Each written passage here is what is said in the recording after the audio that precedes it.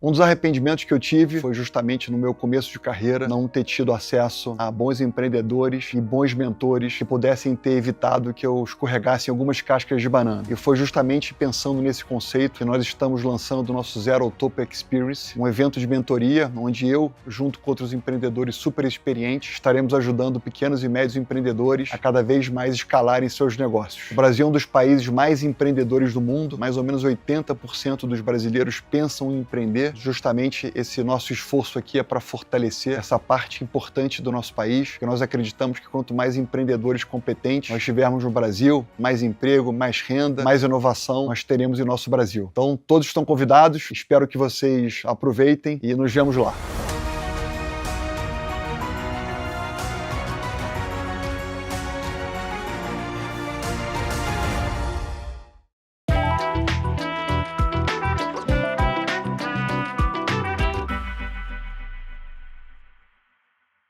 Olá a todos, gostaria de deixar boas-vindas ao Outliers InfoMoney. Eu sou a Clara Sodré, analista de fundos na XP, e estamos gravando diretamente do maior festival de investimentos do mundo. Mais uma edição e nessa gravada no último dia, né, Fabiano Sintra? Olá a todos, estamos novamente aqui na Expert 2025, o maior festival de investimentos do mundo, para dar continuidade nessa série especial, explorando com os melhores nomes da indústria, diferentes classes de ativos, diretamente aqui desse encontro da indústria de fundos. E hoje a gente vai ter a chance de explorar um tema muito especial, que tem sido muito discutido aqui ao longo da feira, não é, Clara? Exatamente. Essa rodada que a gente está fazendo do Outliers gravado na Expert está passando por diferentes classes de ativos e busca explorar um pouco das perspectivas, do como os gestores estão enxergando. E nessa edição vamos falar sobre uma classe que ela tem a sua relevância pela flexibilidade na carteira e que também traz aos investidores uma descorrelação em relação ao cenário macroeconômico, justamente por poder mudar de posições. Vamos falar sobre multimercados. E a gente vai ter a oportunidade de receber mais uma vez aqui na bancada do Outliers uma gestora renomada, uma gestora admirada no Brasil, com um profissional também com mais de 2 décadas de experiência por trás do sucesso de uma das estratégias mais retumbantes aqui do mercado brasileiro. Então hoje, sem dúvida, vai ser uma edição para ter muitos insights. E na bancada do Outliers de hoje, temos a honra de receber novamente aqui conosco Luiz Parreiras. Seja muito bem-vindo à nossa bancada. Obrigado, Clara. Obrigado, Fabiano. É uma honra estar aqui com vocês mais uma vez nesse evento incrível, a Expert, né, que enfim, junta tanta gente do mercado, né, os clientes, os assessores, os investidores de uma maneira incrível. E é uma honra estar aqui de novo com vocês e vamos bater esse papo que vai ser super interessante. E para quem acompanha também o podcast Outliers sabe que o Parreiras esteve conosco recentemente, mas vamos fazer uma rápida leitura aqui da ficha do nosso convidado. Formado em Engenharia de Produção, possui mestrado em Matemática Aplicada, ambos pela USP. Iniciou sua carreira em 2002 na Hedging Grifo e desenvolveu sua experiência dentro da gestão do Fundo Verde, uma gestora referência em multimercado e figurinha cabrimbada aqui no Outliers InfoMoney. Muito obrigada novamente pela sua presença. Obrigado, gente. É um prazer estar aqui com vocês. Bem, Parreiras, existe um desafio muito grande de fazer um episódio como esse gravado, já que tudo pode mudar o tempo todo. Mas falando do primeiro semestre, esse foi marcado por 3 forças principais: tarifaço americano, discussões sobre o fim do ciclo de aperto monetário e reprecificação global de como os investidores estão enxergando a tecnologia. Bolsa em alta, dólar em queda e o mundo aparentemente aceitando essa nova realidade de crescimento global mais lento, uma inflação persistente, sem falar nos desafios locais que chamaram bastante atenção, em especial com a pauta política entrando no radar dos investidores. A grande questão é: os preços atuais do mercado embutem toda essa complexidade macroeconômica ou estamos assistindo um novo descolamento entre fundamentos e percepção de risco? Quanto tempo a gente tem para responder essa pergunta? Que dá umas 3 horas de papo só ela, mas acho que a gente está vivendo num mundo ultra complexo, com muitas forças diferentes puxando para um lado e para o outro, né? Como você colocou bem, tarifa, os conflitos geopolíticos, os impactos da inteligência artificial, em todos os diferentes campos. Eu acho que essas forças são muito relevantes. Quando eu olho para trás e vejo o que a gente pensava no fim do ano passado, começo desse ano, e onde a gente está hoje, eu acho que uma variável mudou muito, que é a questão do dólar, né? Quando a gente saiu da eleição americana, onde o Trump ganhou, e veio se preparando para a posse dele como presidente, uma das grandes expectativas que a gente tinha, e era o consenso do mercado, é que a questão das tarifas, seja na China, seja na Europa, no México, onde quer que fosse, iam fazer com que as moedas se desvalorizassem perante o dólar. E isso foi virado de cabeça para baixo de uma maneira incrível. E por quê? Acho que o mercado e os investidores globais, de uma maneira geral, perceberam que esse caos geopolítico, de uma certa maneira, gerado pelo Trump, pelo estilo dele de fazer política, de implementar as políticas públicas, né, seja tarifas, seja impostos, seja outras frentes, fez com que os investidores de fora dos Estados Unidos começassem a questionar a sua exposição aos Estados Unidos, né? E isso se refletiu de uma maneira muito relevante nessa questão do dólar como reserva de valor. Eu acho que quando eu olho os últimos 7 meses, é onde o consenso estava mais errado, né? Eu acho que o consenso não estava errado, e isso a gente vê um pouco na força das bolsas, especialmente americana, mas sobre a importância da inteligência artificial, né? Óbvio, esse processo é volátil, teve alguns sustos no meio do caminho e tal, e acho que vai continuar tendo, mas acho que essa, como tendência estrutural, algo que a gente vive, né, talvez desde 2022, ali, quando foi lançado o ChatGPT, essa força estrutural acho que vai continuar com a gente e não surpreende tanto. Acho que tem uma discussão sobre velocidade, sobre retornos e outras coisas desse tipo. Mas o dólar, com certeza, eu diria assim, olhando para trás e tentando também projetar um pouco o futuro, é a grande mudança onde a gente estava há 7 meses atrás e onde a gente está hoje e o que a gente olha para frente.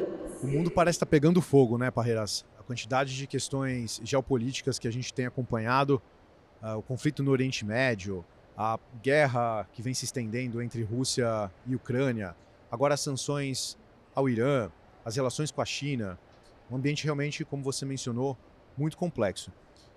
Como que você avalia esse monitoramento da postura dos Estados Unidos perante a todas essas questões? Como que isso pode influenciar de alguma forma essa reconfiguração do comércio internacional e eventualmente até a discussão, aceleração ou de forma mais lenta, os acordos comerciais que os Estados Unidos têm se engajado? A parte mais interessante, mas ao mesmo difícil de acompanhar, de projetar, é o jeito Trump de fazer política, né? Essa coisa meio caótica, meio inesperada, senta e faz um acordo, depois o acordo não vale, depois vale o que escreveu no Twitter, e assim, quebrando toda, de uma maneira quase irrestrita, vários protocolos e vários modelos que vigoravam, diria, desde o pós-guerra, né? E essa variável, eu acho a variável mais importante. Assim, para mim, foi muito paradigmático nesse ano, e o momento que a gente percebeu de modo muito significativo que essa história do dólar como reserva de valor ia mudar, foi ali no fim de fevereiro, quando o Trump teve aquela reunião com o Zelensky na Casa Branca, e de uma certa maneira ali humilhou publicamente, né, o Zelensky na frente do mundo. Naquele momento, né, a gente percebeu, e olhando ali os próximos dias, que a Europa, né, que é o grande aliado dos Estados Unidos geopoliticamente desde o pós-guerra, né, tinha de uma certa maneira ficado sozinha no baile, né? Tem uma guerra na sua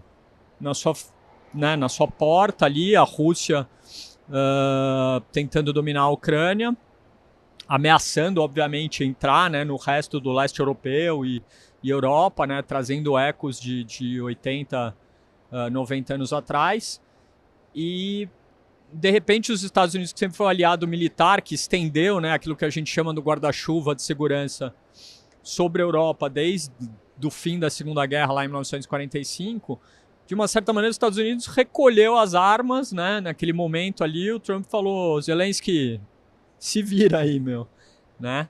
E então, naquele momento, né, os europeus, de uma certa maneira, perceberam: caramba, a gente tá aqui sozinho, né? A gente precisa se virar. E dali advém um monte de outras coisas, né? A mudança da postura fiscal da Alemanha, e a percepção, e aí eu acho que isso se espalhou no resto do mundo de uma certa maneira, que o investidor europeu, mas também vale para o investidor asiático e vale para o investidor do Oriente Médio, etc.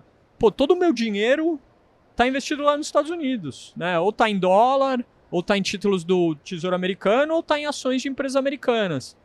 Que de fato, pô, tem dado retornos excelentes, etc. Mas se aquele cara não me protege mais, por que todo o meu dinheiro vai estar lá? E aí eu acho que nesse momento que, de uma certa maneira, cai a ficha global, né? De que a diversificação das fontes de reserva para fora do dólar e dos Estados Unidos de uma maneira mais ampla tinha que ser um processo mais longo, né? E aí isso continua com o Liberation Day em 2 de abril e várias outras coisas que se seguiram, né? Mas eu vejo a geopolítica muito sob esse prisma, assim, o caos, entre aspas, né, que o jeito Trump de fazer as coisas traz, ele leva a um questionamento da exposição que o mundo inteiro construiu ao dólar nos últimos 10, 15 anos, né? E aí por isso que a gente vê, né, e desde então a gente lá na Verde tem mantido portfólios vendidos em dólar estruturalmente, mas mantendo uma diversificação, né? A gente vê o ouro como ganhador, a gente vê cripto como ganhador, a gente vê o próprio euro como ganhador. Então, a gente deixa de ter posições vendidas na moeda da China e por aí vai, entendeu? Então, acho que muda um pouco o cardápio do investidor que nos últimos anos ficou muito focado em eu vou ter dólar e eu vou ter S&P, né? O Mag 7, né? Como ficou famoso. E agora, putz, eu preciso abrir meu cardápio e ir para todos os outros lugares do mundo buscar retorno, buscar diversificação. E os últimos anos foram anos cheios de incertezas, principalmente depois da pandemia. Então era natural que o investidor no mundo todo buscasse ativo percebido pelo menos como livre de risco, ativo seguro.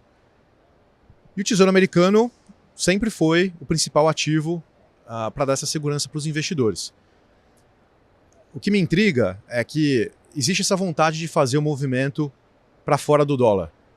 Mas fica o ponto de interrogação. Qual seria o ativo que substituiria o dólar como um ativo seguro? Existe algo óbvio? Quem são os principais cavalos concorrendo por essa posição privilegiada? Você acha que vai continuar sendo o ouro? Talvez a cripto agora, se você puder comentar um pouco a percepção da Verde sobre cripto. Ou algum outro título soberano de algum outro lugar do mundo. Para onde o capital deveria migrar para manter a segurança? Acho que quando a gente olha a história, o capital ele procura sempre duas coisas, né? Se a gente pensar nos ciclos, nos grandes ciclos, ele procura retorno e ele procura segurança. O retorno ele vem de duas maneiras. Ele vem de taxas de juros, né, diferenciais de juros, e ele vem de crescimento. E a segurança, ela vem de duas maneiras também. A segurança, digamos, legal, de respeito aos contratos, de sistemas legais bem conhecidos, como que você resolve conflito, etc. E ela vem da segurança física, militar, de fato, né? Então vamos olhar essas 4 variáveis para responder essa pergunta. Nos últimos 10 anos, era meio óbvio, né, que o melhor lugar do mundo em termos de crescimento era os Estados Unidos, né? Ainda mais depois que a tecnologia ganhou uma preponderância muito grande nos investimentos, aí acelerando nos últimos 5 anos, mas com certeza nos últimos 10 isso já era verdade. E depois de 22, até 22, a discussão sobre taxa de juros era uma discussão meio complexa, porque todo mundo tinha taxa de juros zero, né? Os países emergentes tinham taxa de juros alta, etc., mas todos os desenvolvidos tinham taxa de juros zero. Na hora que você teve os ciclos de alta, os Estados Unidos passou a ser o país desenvolvido com maior taxa de juros. Então, ele não só tinha mais crescimento, como ele tinha mais juros. Então, da parte de retorno, era quase, assim, no-brainer, né? Como a gente costuma falar. Vamos olhar o lado da segurança. Historicamente, né, o sistema legal americano sempre foi muito bom em adjudicar conflito, né? Common law, já bem conhecido, né, você consegue resolver problema mais fácil, etc. E em termos de segurança militar, né, desde a Segunda Guerra, não se questiona a liderança militar dos Estados Unidos. O interessante é que quando eu olho esses dois pilares, né, divididos ali em quatro subdivisões, digamos, o Trump está questionando os quatro, né? O primeiro, o crescimento. Esse talvez seja ainda o que está mais robusto, porque os Estados Unidos lidera a questão de inteligência artificial, ainda tem as melhores empresas e por aí vai. Óbvio, tem toda a discussão que veio ali depois do DeepSeek, né, no fim de janeiro, se a China pode ser uma liderança em inteligência artificial, etc. Mas acho que essa ainda você consegue dar que os Estados Unidos lidera. Mas vamos olhar as outras três. Taxa de juro.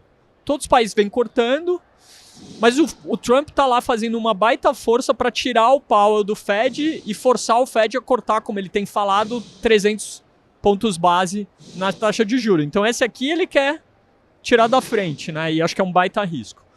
Segurança dos contratos.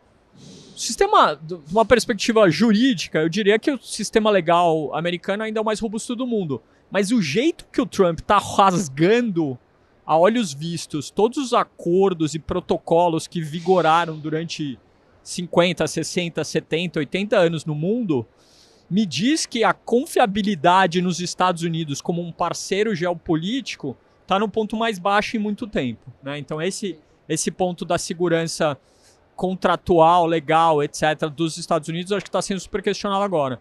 E a segurança militar, a gente volta para o ponto que eu acabei de fazer. A hora que os Estados Unidos retira o guarda-chuva militar dele do resto do mundo, né, e fala para o Japão, para a Coreia, para a Alemanha, para a própria Ucrânia, ó, você precisa me dar alguma coisa, você precisa me pagar alguma coisa aqui, senão eu não vou te ajudar se um cara malzinho for atrás de você. Você questiona muito os pilares da segurança. E aí a pergunta, né, que a pergunta que vale alguns trilhões de dólares ou de euros ou de qualquer referência que a gente queira usar é aonde você tem essas quatro variáveis, né? E acho que quando a gente olha o lado da segurança, é muito óbvio para mim que o ouro e de alguma medida a cripto, né, especialmente Bitcoin, são ganhadores, né? Acho que o ouro porque tem milhares de anos de história, né, como reserva de valor.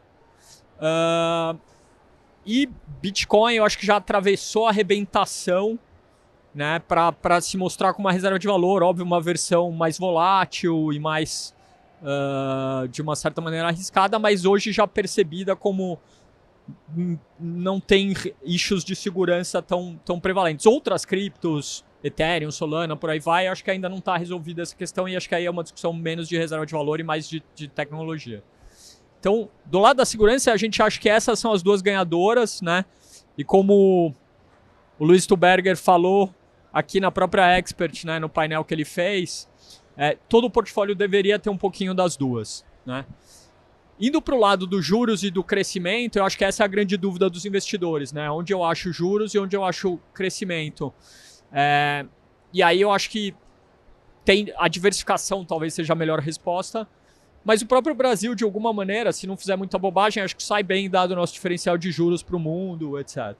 É até um ponto interessante ainda na economia americana, né? A gente olha para a economia americana como um todo, ela segue resiliente, só que sustentada por um déficit de 6 a 7% do PIB e uma dívida bruta que passa dos seus 100% aqui em relação ao PIB e o consumo bastante alavancado.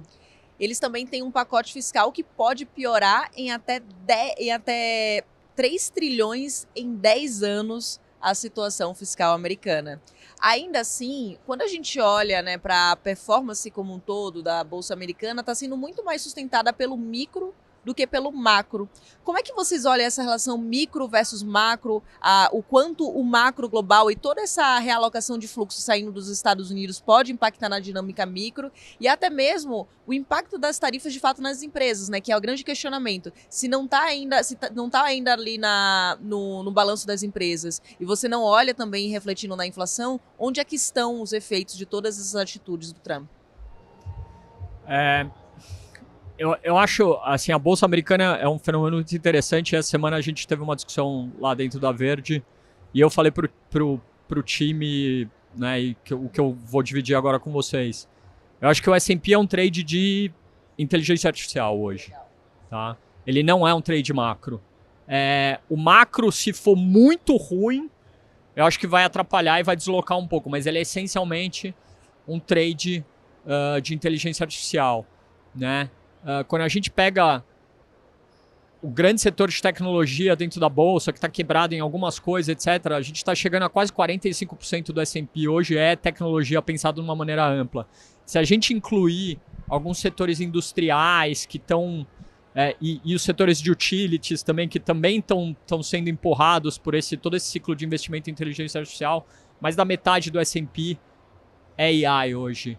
Então, não é um trade macro, é um trade fundamentalmente micro, né?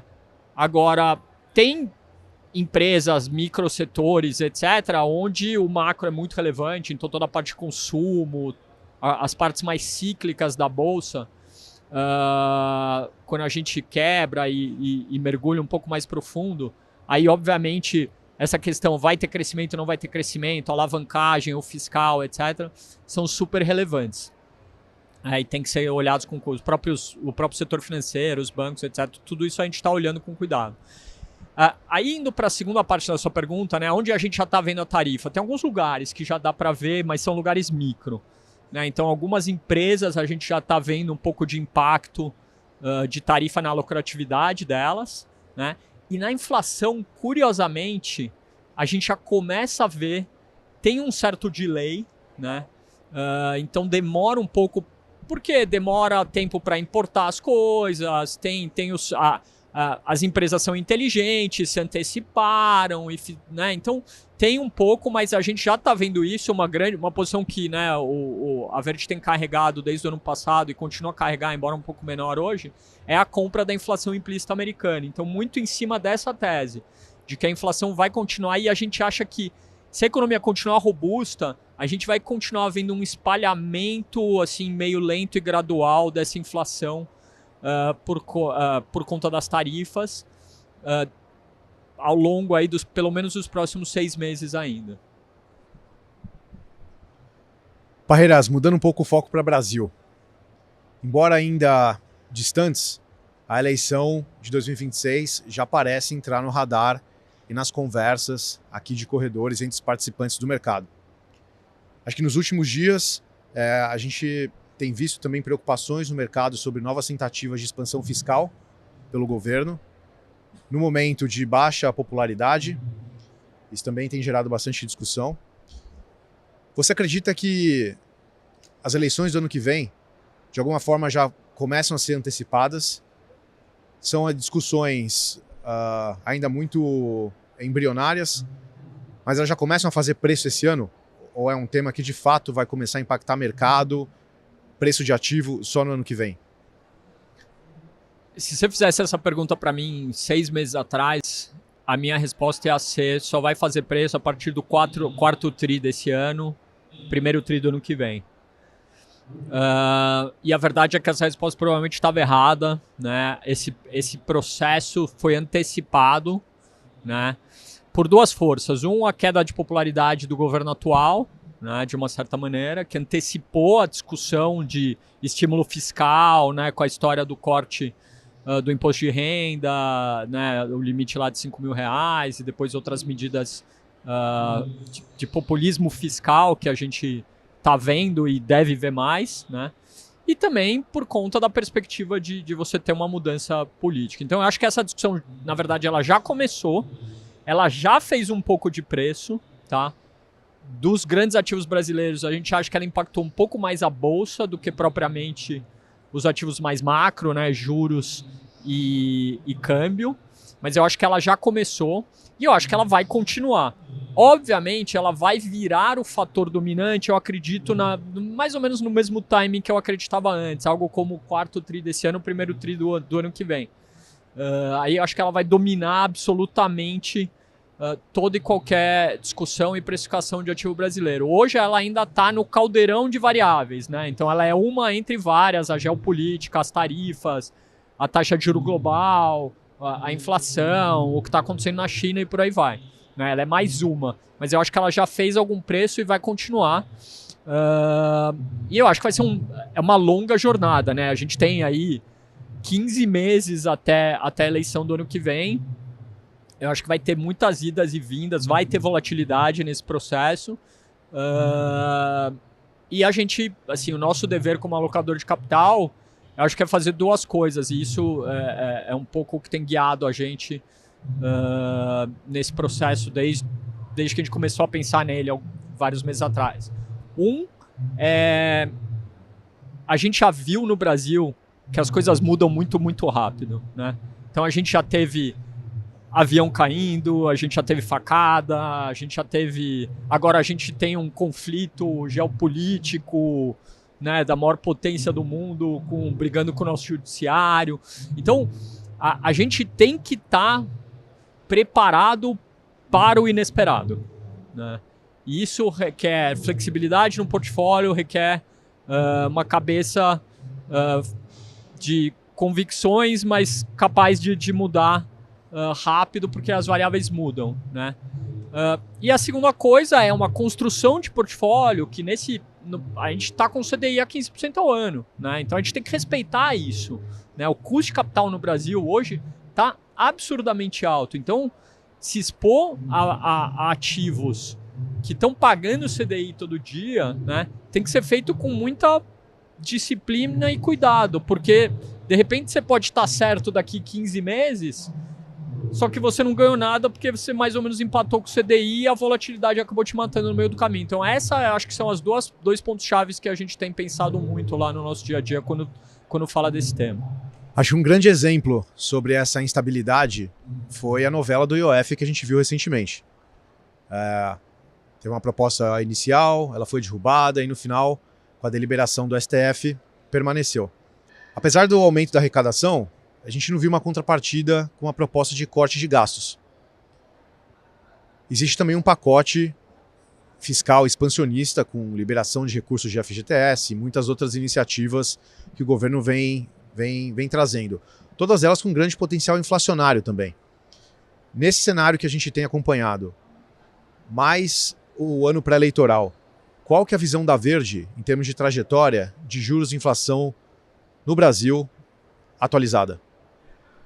Então é curioso, né, que apesar do gasto fiscal incremental, etc., como você bem falou, a gente vê uma trajetória de inflação cadente aí nos próximos 12 meses. Tem duas variáveis que vão ajudar muito. O nível da taxa de juro, né, em algum momento, e a gente acha que isso está começando a acontecer agora, ele impacta a atividade econômica e traz alguma desaceleração, por mais que o governo lute contra, né, mas traz. E segundo, o câmbio mais controlado e mais numa trajetória mais construtiva ajuda demais. Tem uma terceira variável que a gente tem estudado nas últimas semanas, que é, curiosamente, essa tarifa de 50% que o Trump, né, tá ameaçando colocar no Brasil em 1º de agosto, ela internamente ela tende a ser desinflacionária, né? Vai sobrar mais suco de laranja, vai sobrar açúcar, vai sobrar carne, né, pelo boi, etc. Então tem várias, especialmente nessa ponta dos alimentos, etc., é deflacionista, por mais maluco que isso possa parecer, né? Então a gente vem olhando isso com bastante cuidado, que acho que pode trazer a inflação mais para baixo. Pensando em 26, né, especialmente se a gente tiver muito benefício nesse ano de uma força um pouco mais deflacionista nos alimentos, aí eu acho que o impacto do corte de imposto de renda, né, do limite lá para da isenção até R$5.000.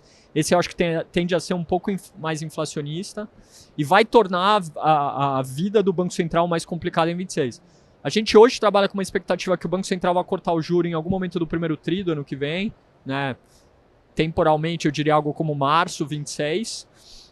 Se a inflação ajudar muito, eu acho que ele começa um pouco antes, né, com esses fatores das tarifas e do câmbio que eu comentei. Mas o tamanho do ciclo e a velocidade que ele vai conseguir imprimir, eu acho que vai ficar um pouco mais complexa justamente pelos gastos fiscais que o governo deve fazer para tentar se reeleger ali em 26. Tema super quente, né? E bastante dinâmico esse das tarifas em relação ao Brasil. Mas acho que vale até abordar um pouco aqui a visão de vocês para commodities. Está passando por um período em que tem uma certa volatilidade, em especial as commodities ligadas à energia, e toda essa dinâmica macroeconômica e toda essa realocação de capital também acaba influenciando em partes nesse movimento. Como é que vocês estão enxergando hoje o cenário para commodities e até se vocês têm algum segmento de preferência de alocação em um momento como o atual? Hoje a gente não tem posição significativa em commodities, com exceção do ouro, né? E aí eu coloco o ouro como uma moeda e não uma commodity. Nas outras a gente agora está sem posição relevante. A gente tem um viés negativo para o preço do petróleo, tá? Mas tem sido a gente está sem posição porque tem sido um trade muito, muito difícil. Mas a gente acha que quando a gente olha os balanços de oferta e demanda, quando a gente olha uma economia global talvez desacelerando um pouco na margem, a gente e o próprio Trump tem batido muito nessa tecla que gostaria de um petróleo mais baixo. A gente acha que isso de alguma maneira vai se refletir nos preços, não de uma maneira significativa, mas com o petróleo realizando um pouco mais para baixo.